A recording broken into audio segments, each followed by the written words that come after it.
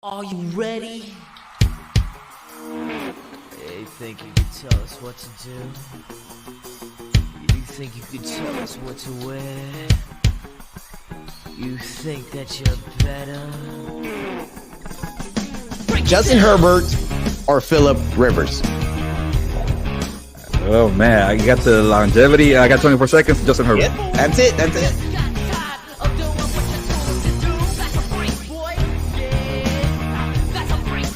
Freddie, did you really want to be a Dodger? Did you really want to leave the Atlanta Braves after winning a championship? No. Welcome to the show, my guy. What's up, Fredo? How you doing, my man?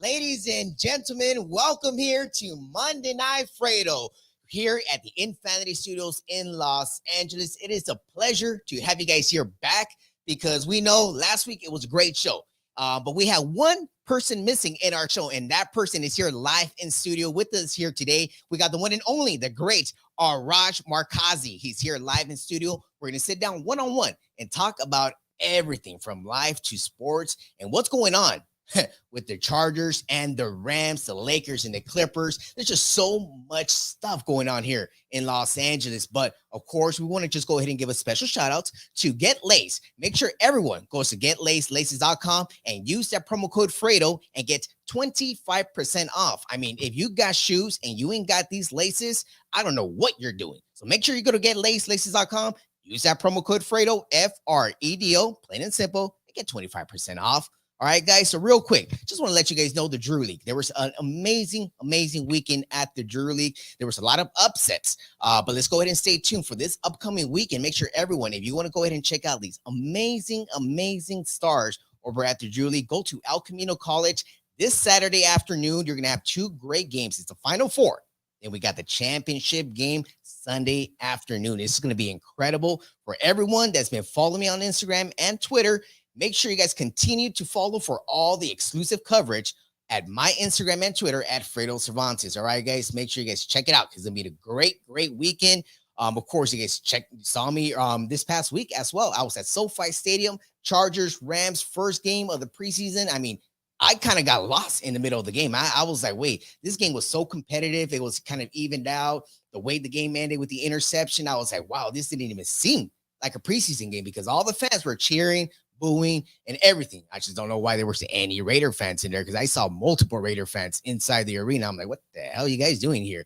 But anyways, we'll be right back here on Monday Night Fredo with the one and only, the great Arash Markazi. We'll be right back.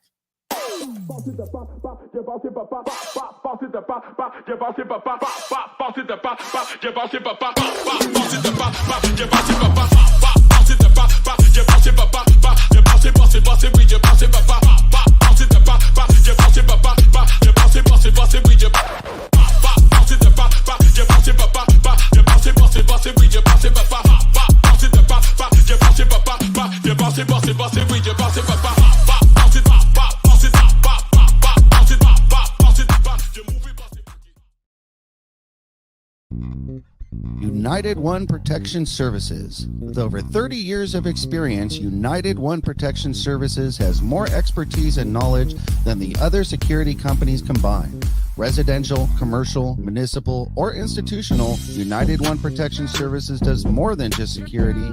We protect your livelihood. United One Protection Services.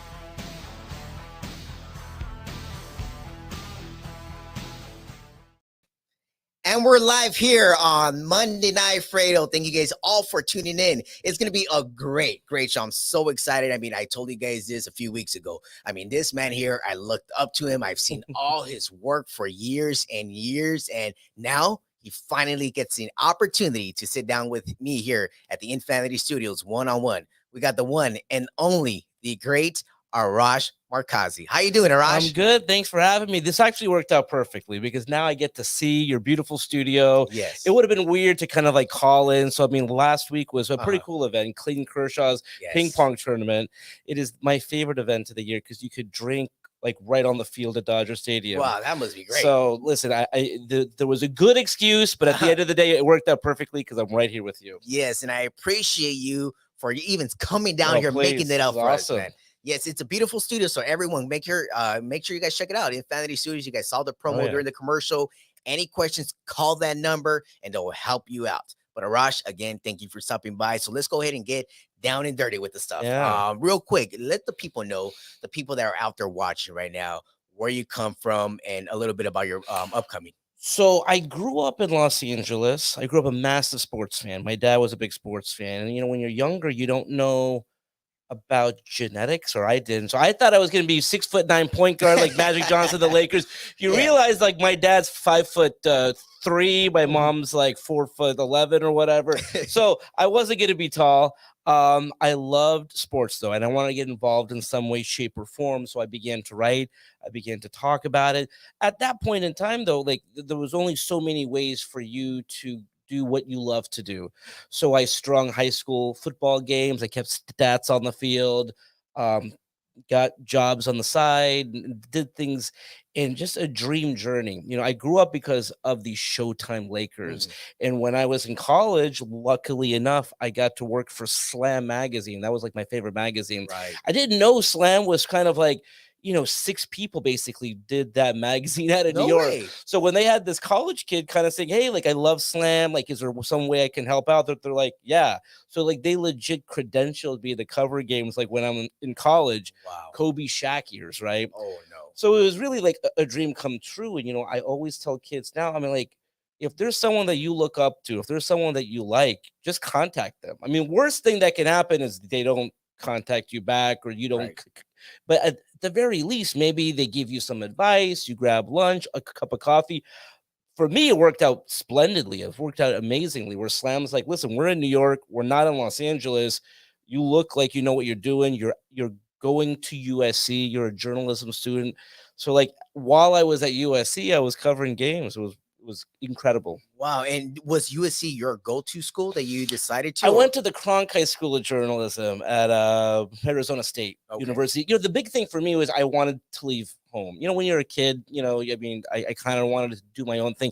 It is a party school. Everything you've heard about, especially but back in the day, I've heard that they've changed over the years, but I was very lucky that I went when I did. I had the greatest freshman year of all time. Wow. Probably too much fun, where my parents were like, you probably have to come back home. Well, tell me a little story about it. Tell me one story. I mean, listen, I didn't really drink before I went there, and then you go there and, to this day, I cannot have like Goldschlager and Jägermeister and things like that because I'm like, oh my God, bad flashbacks. And so it was an amazing time. I wouldn't trade it for like anything in the world. It was great to go there and have that college life and experience and being away from home.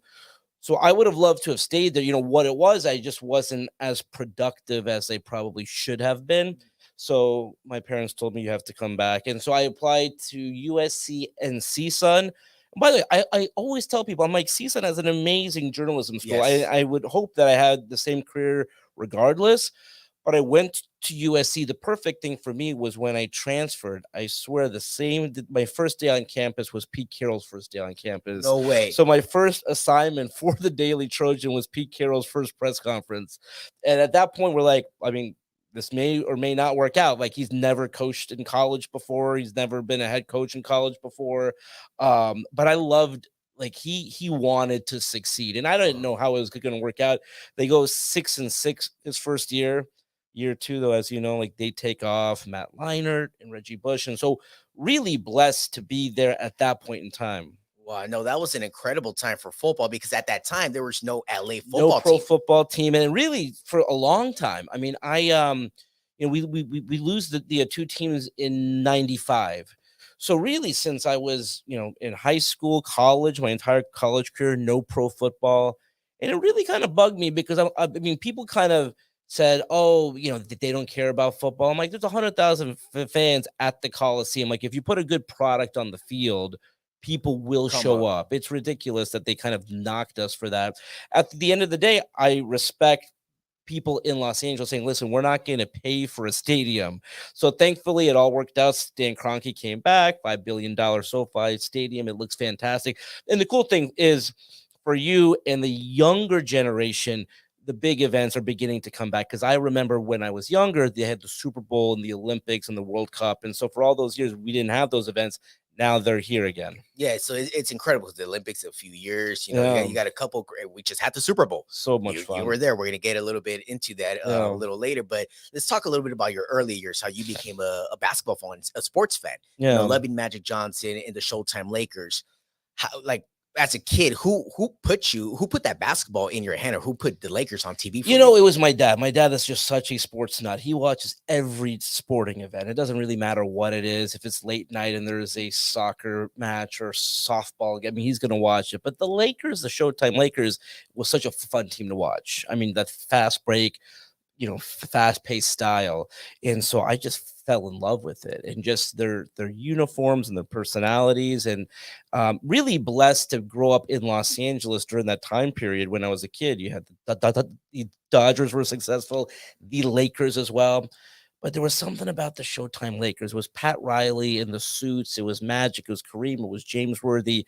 The way that they played, and I think it was 1988 was the first game that I went to, and my dad said that he was going to drive me to a friend's house to watch a game on TV. Next thing you know, you could see the form, and he pulls into the parking lot. I'm like, is he? And he got, and the tickets were all the way up in the nosebleed, but it didn't matter. I mean, it was magical. It was so magical, and at that moment, like, I was hooked.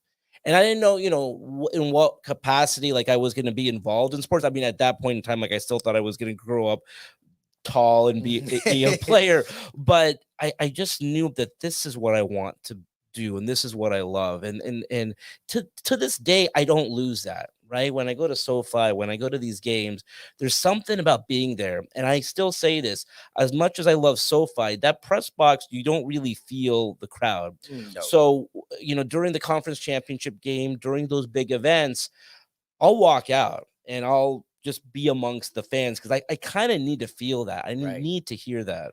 No. I feel you 100, because at the time I spent two games in the press side for the Chargers. Yeah. The other games I walked down to the 200s down there. There's open sections. You can feel the vibes. I get that part. You just want to, because it feels so close, so quiet. Everyone's just, of course, you're keeping focus on the game, but you sometimes just want to feel that part. That's very, very exciting, because I've always said, because I was born in 1991. I'm just 30, so I was born a week after Magic announced HIV, because Magic announced it in November 7th. I was born on the 14th. Okay, interesting. So for me growing up, I grew up in the Kobe and Shaq. I was 10, 11, watching that as a kid. And now that I'm older, now that I'm doing all this, I go back and I rewatch full 80s games. I rewatch them. So much fun. I see the excellence of Magic Johnson and Kareem and James Worthy. It's a low-key favorite of mine. So it just feel like he wasn't given the credit he maybe deserved with all those runs they had back then. Because Worthy, of course, you saw a lot of that. Worthy had a lot to do with it. Yeah, when you go to Game 7 when they beat the Pistons in 1988, triple double. Yes. I mean, that's why big game James. I mean, to have a triple double in Game 7, win most valuable player. I mean, just such a smooth player, and the way that he played with the goggles. And again, you can get lost in the mix when you're behind those two guys. But when I say like a big three before the Celtics and the Heat, I mean, that was three of the best players on the planet, no doubt about it. No, that was crazy. But how were those years, the transition years from the 80s to the Kobe and Shaq? Because that middle time kind of gets lost a little bit. It was Van Exel guys and it was tough, but we were really spoiled, because like even the years that they were in championship contenders, there was only one year that they missed the playoffs. And Jerry West was such a great talent evaluator, and he drafted so well. So, they get George Lynch and Anthony Peeler and Sadale Threatt. They kind of picked them up, and Nick Van Exel and Eddie Jones and all that. And so one year they missed the playoffs. Then right after that, they're in the playoffs. But they were a good team, not a great team. And then the summer of 96 obviously changed everything. They make the deal for Shaq. They bring Shaq over. They draft Kobe. at that point, Kobe was a kid still, right? And so he wasn't Kobe yet, but you could tell who he would become. All that great drafting, by the way, like got them that team. That's why the period that they had prior to LeBron coming was so odd, Mhm. because I had never experienced not just that like I had not experienced, the Lakers franchise had never not gone to the playoffs, 6 years in a row, 7 years. It was just so tough. It was tough, and for me, it was really tough. 'Cause this is a time I was growing up. I finished school, and I'm in transition period, just watching these guys. I mean, no disrespect, Jordan Clarkson's a great kid. D'Angelo Russell Yeah. guys, Julius Randle, when they were here, but it was something was really just missing. These weren't the Lakers, and it just felt like it was a bad timing with the Clippers emerging as a Yeah. top team. It made the Lakers seem like no, they're down here, Clippers are up here. But a lot of people out there, if you guys did not watch the Lakers prior to this, for the young kids right now, you guys missed out a lot because they were great. They were great. As we're talking here with the one and only Arash Markazi. So Arash, during that time, Kobe and Shaq come to LA in the late 90s. Yeah. The first few years, very tough, very rough. Kobe shooting those air balls, Yeah. Shaq and the guys kind of not clicking, coaching was not there. They bring in Phil Jackson Yeah. in 99. Well, what do you think really helped out Phil to just come in the first year and win it all? It's incredible because when people want to knock Phil because he's always had talent, I really, having covered those teams, say it is amazing what Phil, I mean, Phil basically took over that same team. It's not like they went out and got big names. They got Ron Harper, who was basically at the end of his career, John Sally, who definitely came out of retirement, again, to kind of teach the guys how to play in that system. They go from getting swept by the Pistons their last year at the Forum, and I always thought that was like, okay, like you're gonna lose to the Spurs. I think I said Pistons, the Spurs. So it was the second round of the playoffs, and they get swept by the Spurs. I just thought was so bad. So their last game at the Forum, their last meaningful game at the Forum, they lose. And the only thing that they really did significantly was they bring in Phil Jackson, and there was that trust that they had with Phil, because prior to that, they had never spent a lot with the coach. So once Pat leaves, they bring in Mike Dunleavy, and Dale Harris. Dale Harris was a good coach. He wasn't a championship coach. Kurt Rambis, like Kurt, but again, not a championship coach. And so when they brought in Phil, I mean, he's basically got the rings. He's like, you guys want to win, do what I tell you. Shaq bought in, Kobe did, and that entire team came together. It is the most nervous I have been in that conference finals where they beat Portland in Game 7. But when people want to knock Phil, because I can't speak to Chicago, but from what I've heard, it was kind of like the same thing. They got to a certain point, they couldn't get past that hump, and then Phil helped them to do that. With the Lakers, I saw it firsthand, getting swept by Utah, getting swept by the Spurs, just totally like outclassed. I mean, like they're a good team, but they're not the Utah Jazz. They're a good team, but they're not the Spurs. And then Phil comes in, and not only do they win that first championship, right? They win three straight, and it just clicked at that moment. What do you think it was? I mean, of course, we all know Kobe Shaq had bumped heads starting in 2003. I mean, it happened during the three-peat, but it started getting uglier. And it's, it started coming out there, hey, Shaq doesn't work out too much. He can be in better shape. Yeah. Kobe said it years later, hey, we maybe could have won 5, 6 in a row if he was in shape. Yeah. And Shaq responded to that afterwards. But what was it really between both of them that just couldn't click? It was two guys who wanted to run the team. Listen, and I get it from Kobe's perspective.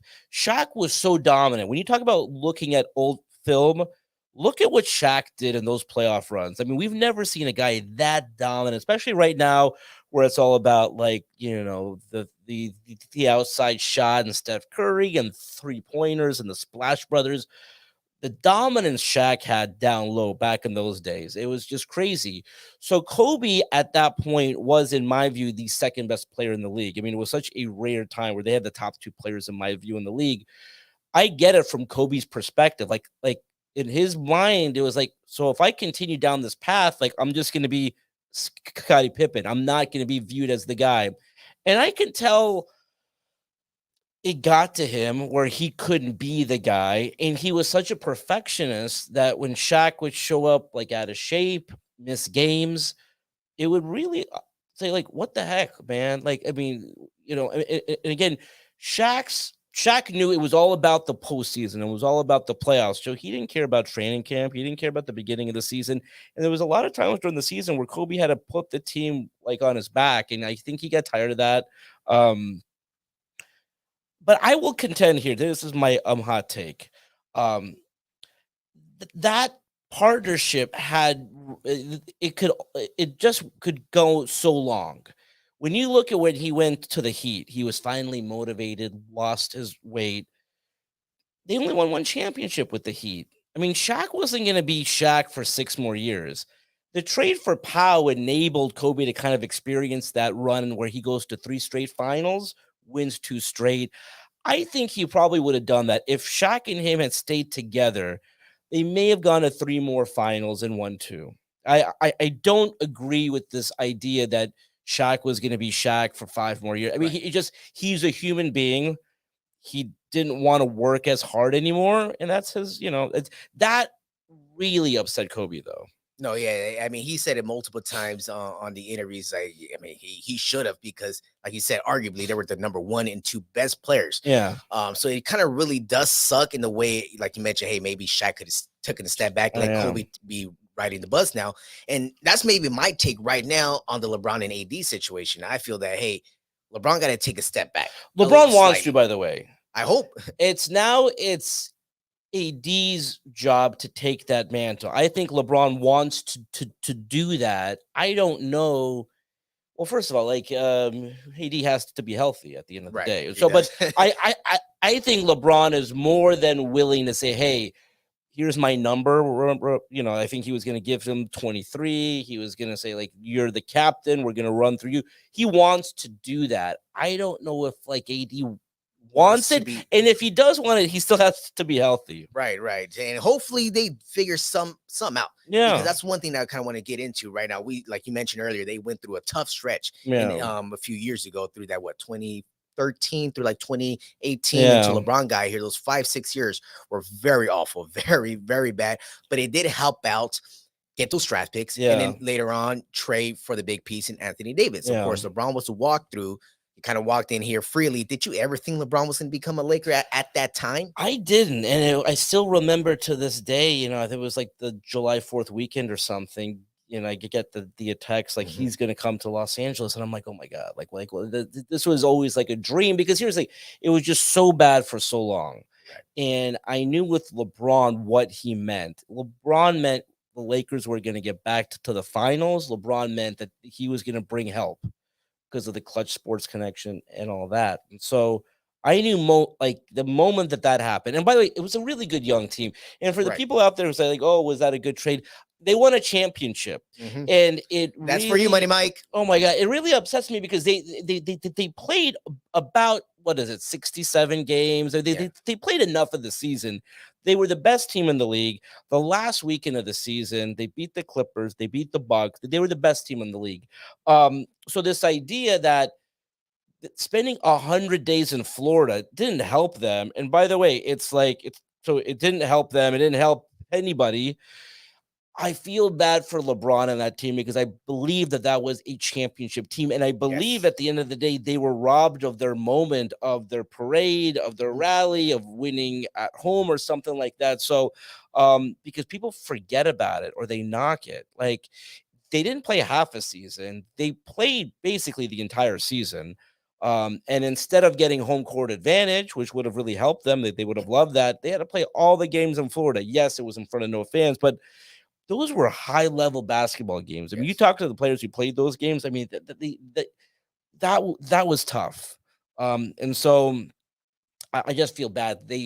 I feel they were robbed of their moment, actually. No, they definitely were, and hopefully they get a chance to make that up 100%. Because they definitely deserve, even like how Kuzma said it a couple of weeks ago. He posted up on Instagram. He's like, "Hey, you know what? We need our parade." And I think it's too late. I'm not for it. Like right now, now it's too late. I mean, even LeBron said, "Hey, us and the Rams should have it together." Nah, let the Rams have their moment, and let us get a new moment. So LeBron, get us another one. Get us another one. Yeah, because we definitely want to be out there. But talking about that specific time, 2020, right before that happened, the biggest tragedy of all happened, and losing the great Kobe Bryant. You had the pleasure and the honor to talk to him, interview him, not a little before that A happened, little right? bit. It was Like a few the months. day before, yeah, because it was the day before the first game of the 2019-2020 season, and I asked him if he was going to go to the game, and he said, "No, I'm going to be with the kids." And I brought it up, and that picture's taken in Costa Mesa, and again, we could have connected over the phone, but he said, "I mean, if you want to come by the office," and I said, "Yeah, let's chat." And it was amazing because we really talked about his family. And when we talked about Gianna at that time, kind of like there was clips about her playing basketball, and he was like, genetics are a real thing, man. Like the way that she plays the game. We talked about, where she might go to school, how she wanted to go to UConn, and how that would have been tough for him to lose his friend. Because he was really content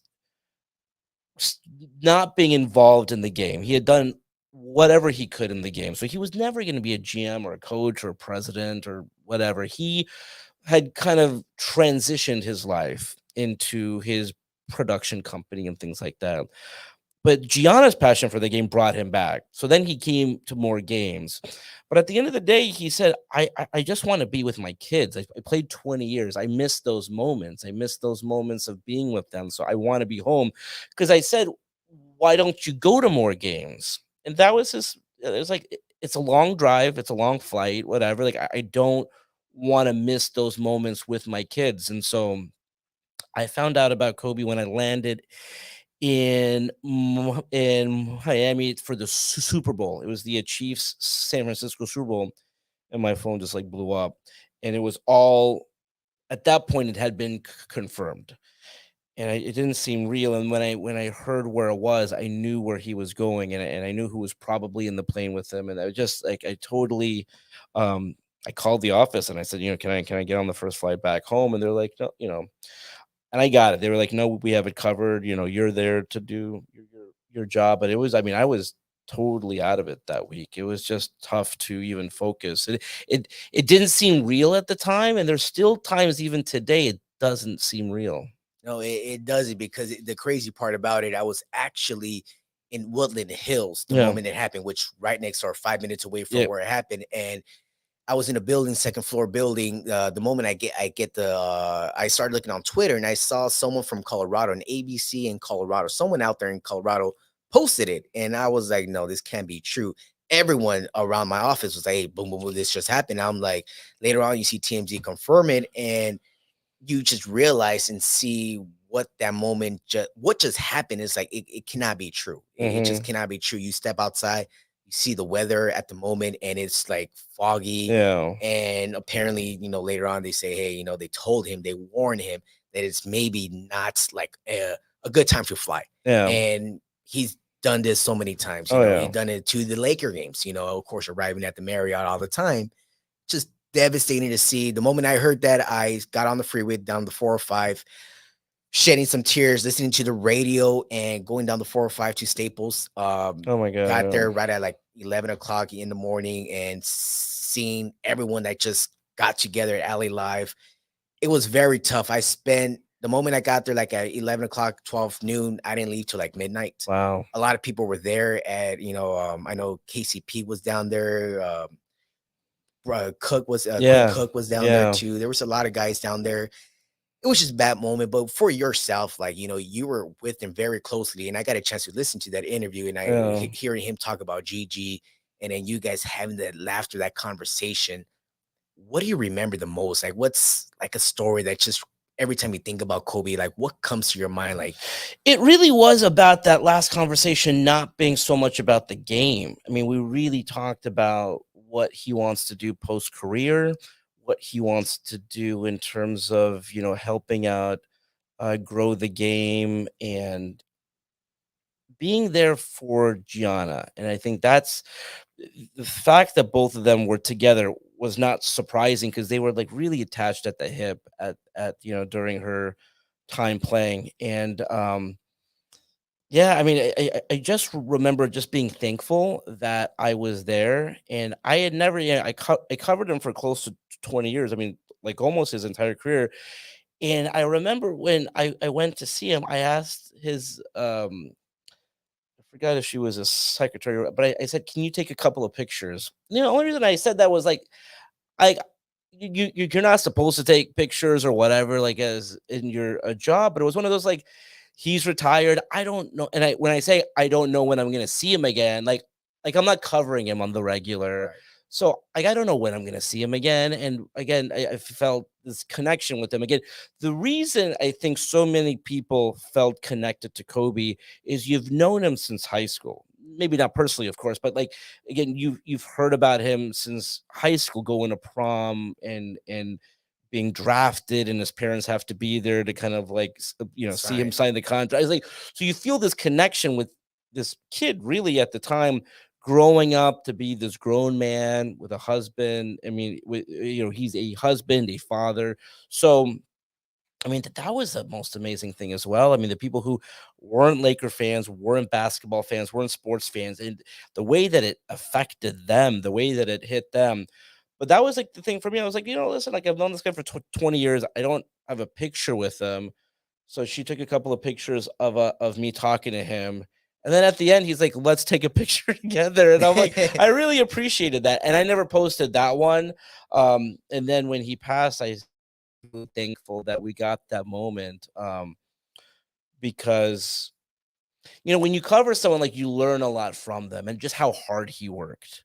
I mean, it was impossible to match his determination of just, I go back to when he wins the championship in 2009 in Florida, and I'm staying at the team hotel, and we're having drinks in the lobby. And I, don't normally do that, but I didn't normally stay at the team hotel.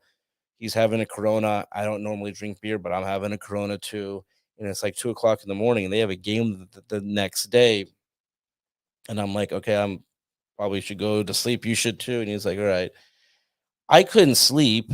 I wake up at like 4 o'clock in the morning, and he's leaving the gym in like a full sweat. Wow. Like he didn't sleep. So that was like my one experience with it. But you talk to some of his teammates and stuff like that. It's like the guy just never slept. He just like worked harder. And so then you begin to realize, like, of course, he and Shaq couldn't see eye to eye. He's working so hard, and Shaq's not, and Shaq's getting all the credit. Because, and I think I wanted to talk about this. It was going to be impossible for Shaq to not be the guy on that team. Shaq was never going to pass the torch. LeBron's more of a listen. My time is done.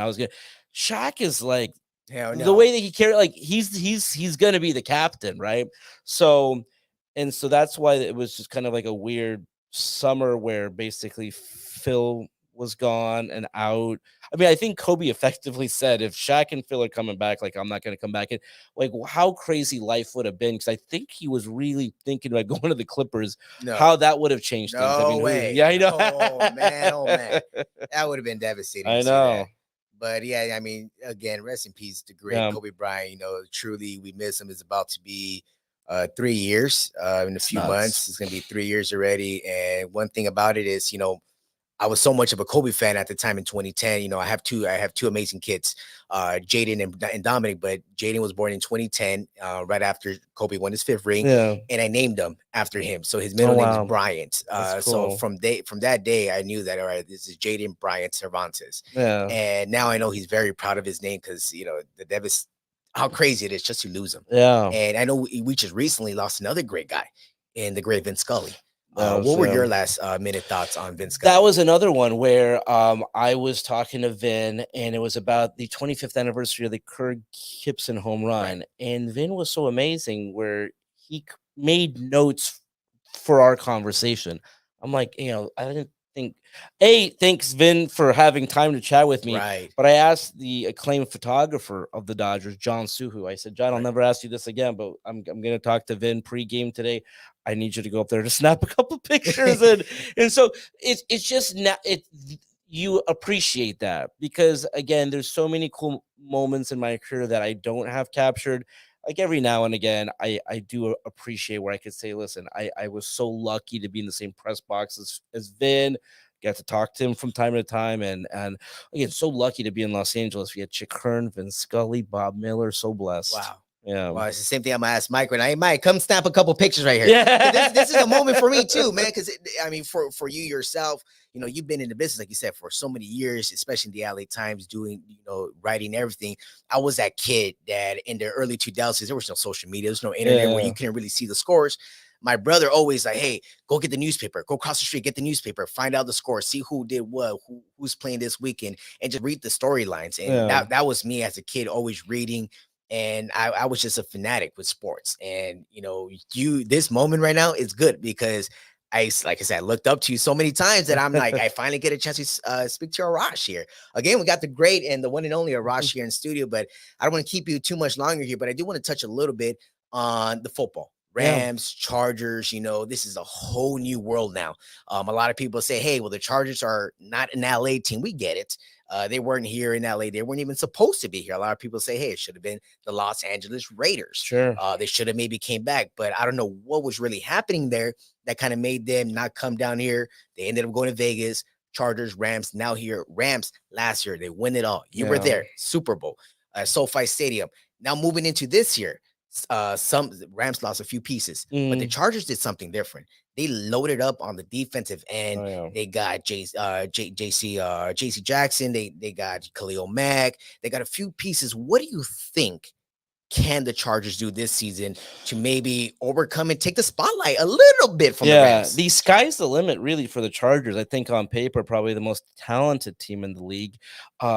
They're in a tough spot when I just talk about the, you know, being when you're here in Los Angeles, you have to win, and they've won.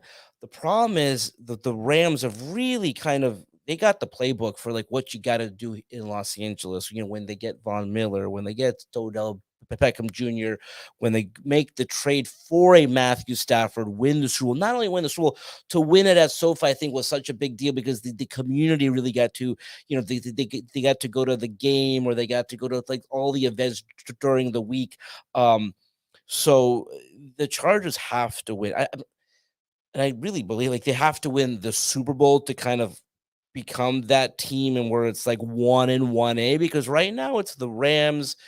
It also doesn't help them in the division. There's still a lot of Las Vegas Raiders fans. And the issue there is I just made that flight. It is a 41-minute wheels up, wheels down flight. I saw that on your Twitter. So what that effectively means is like if you're a Raiders fan in Los Angeles, we almost have three teams here, because I mean it's not, you could be a season, and I know there are a lot of season ticket holders because you only have to go to 6, 7, 8 games. So I love what the Chargers have done. I think they're the best team on paper in the league. If they can actually show what they can do and win, then I think they get, because that was the biggest thing for the Clippers, and you touched on it.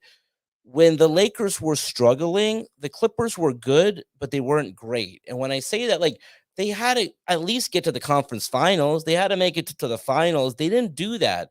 In Los Angeles, you have to win. The only currency that matters in this town is championship. So I really think, as crazy as this sounds, because everyone's like, oh, the Chargers don't have a chance to be the team of like, if Justin Herbert's leading the Chargers to a Super Bowl and they're having a parade and it's all about getting the young kids to remember, and like, okay, Justin Herbert's the best quarterback here in town. If he can lead them to a Super Bowl and they have a run, who's to say this couldn't be Chargers town? We didn't have a team here for 21 years. Right. So they do have a chance. They got to do it now, though, because, I mean, the Rams have not only won a Super Bowl, they've gone to 2. They've been consistently very good. Yeah, and hopefully they do win soon, because that Justin Herbert contract's going to come up. That's true. A lot of these other veterans have been in the team. They're going to also need some money. Right now, there's a holdup with Derwin James's contract, but of course, the speculation out there is that deal's going to get done. No doubt about, before the season starts. But it's going to be crazy to go ahead and see what's happening. And before I do let you go, SoFi Stadium, WWE, this upcoming spring. Oh my God, yeah. What do you have to tell us here before? I mean, I love that it's a 2-day event, because I went to the last couple of events when it was one night, and it's just a really long day where like you begin the day so excited, and by the end you're just tired and want to go home. So it's a 2-day event now. It's very cool in terms of like there's fans from all over the world that come. The main event's probably going to be crazy because it's Hollywood. So like, you can make your own guess of who might be in it. But it's great. It's great that, again, we get to have these big events back in Los Angeles. And, I put it right up there with Shul because it's fun. Yes. I love the WWE. Yes, same We here. wouldn't have gotten this event back here without a venue like SoFi. So not only are we going to get it this year, it's going to be back in that, it's going to be back every, let's say, 6 years or something along those that lines. picture that we're all looking at This right is now. WrestleMania 9. This is Las Vegas, outside in the parking lot at Caesar's Palace, where they had a lot of great fights, George Foreman and all those great fights. But yeah, so that's right after Hulk Hogan comes out to pin Yokozuna for the championship, and I'm losing my mind. I'm a little Hulkamaniac. How were you able to catch that picture though? So they had replayed it, and so I wasn't front row, but during that moment, I kind of like snuck down on the front row. So the camera guy is panning, the front row, and I'm just going crazy. So I just paused it real quick, and I got that's a moment to remember there all the time. It's just like the moment I'm gonna remember for the rest of my life. A few weeks ago, LeBron James dunking right in front of my face, That's awesome. right under the basket, and he's just coming at full speed at times. When he dunked, his back just pushed me against the wall. That's awesome. And I'm just like, I don't care. I'm like, he stepped on my foot multiple times. Heavy guy. And I'm like, man, go ahead, dunk all you want. Because this is a moment I will always like to me, honestly, before we go, greatest of all time. Yeah. I know a lot of people say Jordan this, Jordan that. Jordan failed for a lot of years, and I feel that he had a lot of help. Well, the other thing is people want to talk about he won 6 championships, or he went to 6 finals and he won 6. By the way, he played more than 6 years, so I'm never gonna knock LeBron James for going to the finals and losing. Also, he didn't have the best team. Like when the Cavs when the Cavs beat the Pistons, that was one of the greatest accomplishments of all time. That was 2007. Yeah, and so they weren't supposed to beat the Spurs, and his Cavs teams weren't supposed to beat the Warriors. I mean, coming back from 3-1 down, one of the greatest accomplishments of all time. So if you want to knock him for something, it's probably the 2 that he lost with the Heat. But he should have won those, yeah. He should have, but besides that, the ones that he lost with the Cavs, I mean, the Cavs were not the favorites regardless of whether they played the Spurs or whether they played the Warriors. They were not the favorites. So again, I'm never gonna knock LeBron for going to the finals like every single year. Jordan didn't do that.